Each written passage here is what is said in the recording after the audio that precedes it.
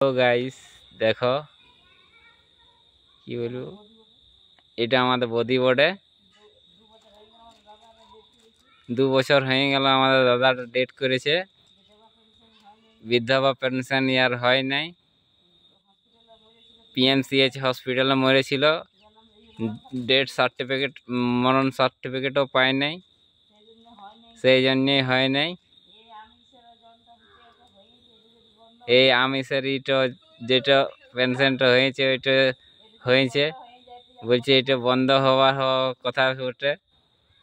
তো 3টা ছোট ছোট ছেলে আছে, কি করে সংসার চলবে? ইয়ার পেনশনটা জলদি করে করে দেওয়া দরকার বটে। আর ঘরের ঘরেরও অসুবিধা আছে, ঘর যেমন পাস হয়, ঘরে জল পড়ে ইয়াদের। এই দেখিল, জলদি করে সরকারকে বলছি আমরা যেমন হয়ে যায় পেনশন।